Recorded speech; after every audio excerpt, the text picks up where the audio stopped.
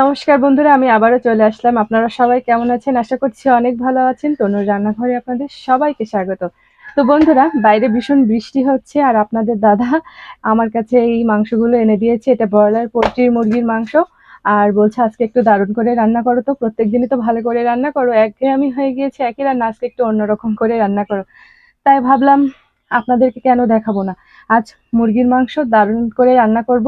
প্রতিদিন যেভাবে রান্না করি সেরকম নয়, একটু অন্যরকম করে রান্না করব, যাতে আপনাদের যখন বাড়িতে এরকম হঠাৎ করে মুরগি আনবে, যারা খেতে চায় না তাদেরকে সেভাবে রান্না করে দেবেন, দেখবেন তারা খুব সুন্দর খেয়ে নেবে। আর মুরগির মাংস মানে এখন কি বলবো, এটারও এখন অনেক দাম।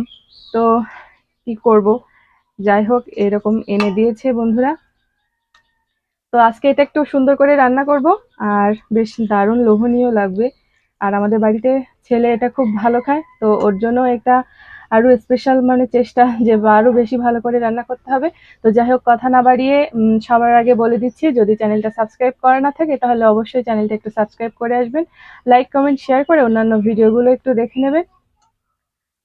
তো বন্ধুরা, আর বাইরে যেহেতু বৃষ্টি হচ্ছে, এখানে রান্না যাবে না, এখানে রান্না করতে গেলে গায়ে জল পড়বে, এই জন্য ঘরে যেখানে রান্না করব, ঘরে যেখানে রান্না করি ওইখানেই চলে যাচ্ছি।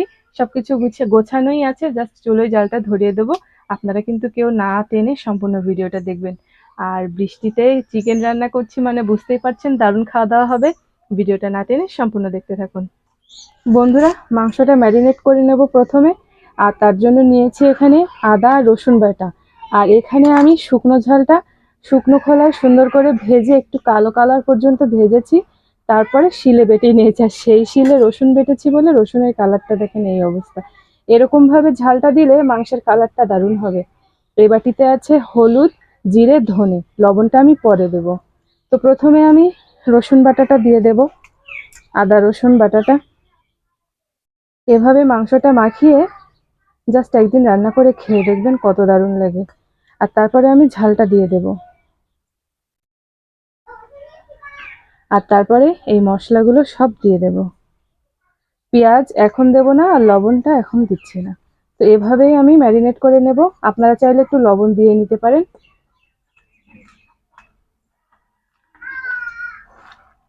এই যে দেখেন বন্ধুরা, কত সুন্দর লোভনীয় লাগছে দেখতে।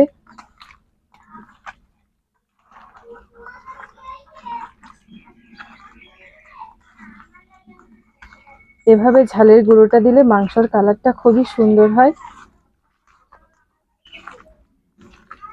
তো বন্ধুরা, মাংসটা ভালো করে মাখিয়ে নিয়েছি।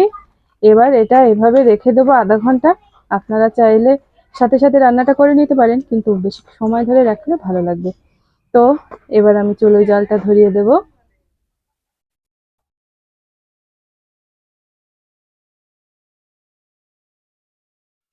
মুরগির মাংসের জন্য কড়াইতে আমি সর্ষের তেল দিয়ে দিয়েছি।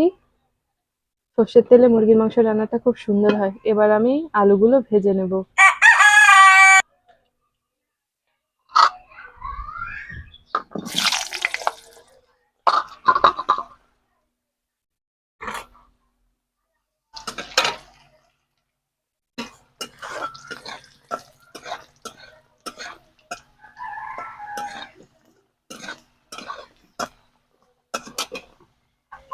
আলুটা ভেজে তুলে নিয়েছি। এবার ফোড়নে দিয়ে দেবো তেজপাতা আর একটুখানি জয়ত্রী। আপনারা চাইলে গোটা গরম মশলাটা দিতে পারেন, আমার কাছে গোটাটা নেই, সব আমি গুঁড়ো করে ফেলেছি।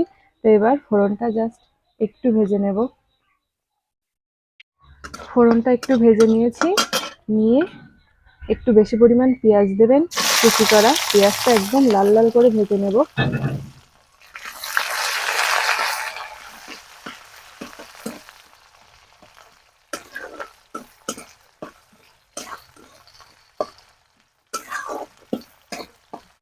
এই যে বন্ধুরা, মাংসটার জন্য পেঁয়াজটা বেশ লাল লাল করে ভেজে নিয়েছি। এবার মাংসটা দিয়ে দেব, ম্যারিনেট করা মাংসটা।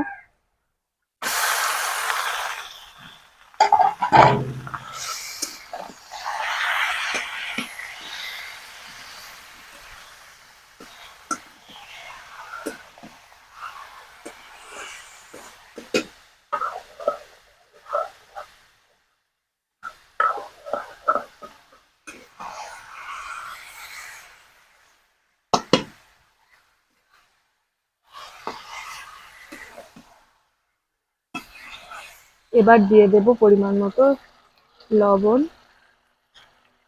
দিয়ে ভালো করে কষাতে হবে।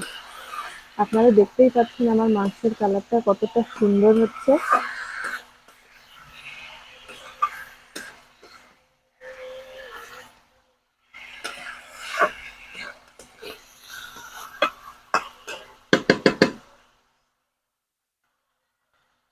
এবার ওপর থেকে একটু কেটে রাখা পাকা টমেটো দিয়ে দিলাম।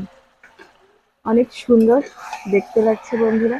টমেটো দিয়ে এবার মাংসটা দারুণ করে কষিয়ে নেব।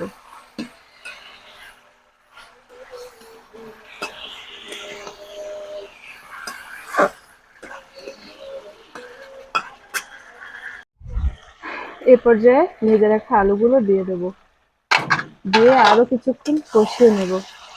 দেখতে পাচ্ছেন বন্ধুরা আমার মাংসের কালারটা কতটা সুন্দর হয়েছে।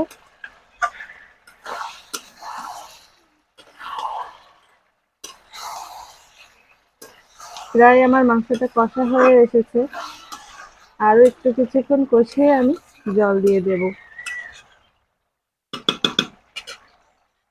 তো মাংসটা অনেকক্ষণ ধরে কষিয়ে নিয়েছি, তেল কেটে উঠেছে, এবার জলটা দিয়ে দেব। খুব বেশি জল দেব না, যেহেতু এটা দেখেন বন্ধুরা ঝোলটা কত সুন্দর একটা কালার এসেছে। তো এবার আমি এটা ঢাকা দিয়ে রেখে দেব। এই যে দেখেন বন্ধুরা কত সুন্দর কালার। আর বেশি জল দেবো না, এবার এটা ঢেকে দিয়ে রেখে দেবো। এবার ঢাকনাটা খুলে দেখে নেব।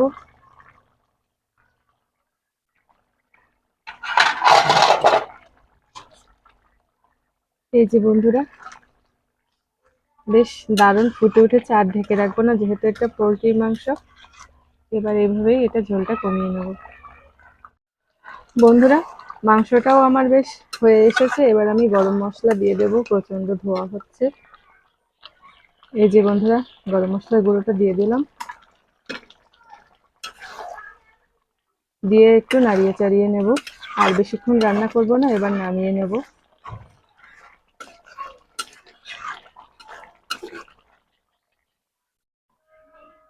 এই যে দেখেন বন্ধুরা আমার কিন্তু মুরগির মাংসটা আলু দিয়ে রান্না করেছি, আর একদম অন্যরকম ভাবে। আপনারা তো এতক্ষণ দেখে নিয়েছেন কিভাবে রান্না করেছি, আর কত সুন্দর দেখতে হয়েছে, কালারটা হয়েছে একটু দেখুন বন্ধুরা। দেখেই জিভে জল চলে আসছে, আর দারুণ গন্ধ।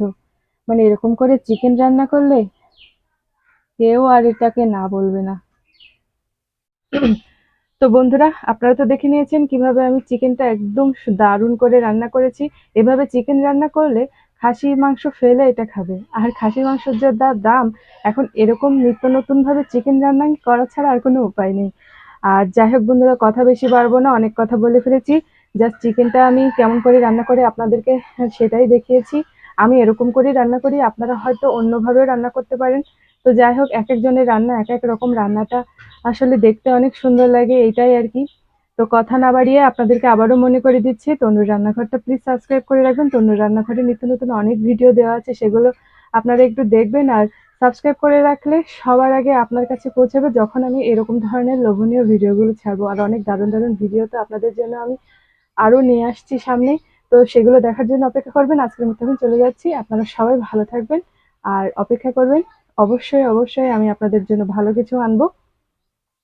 তো সবাই ভালো থাকেন, আমি চলে গেলাম। দেখা হবে নতুন কোনো ভিডিওতে, নতুন কোনো রেসিপিতে। ততদিন পর্যন্ত আপনারা সবাই ভালো থাকেন।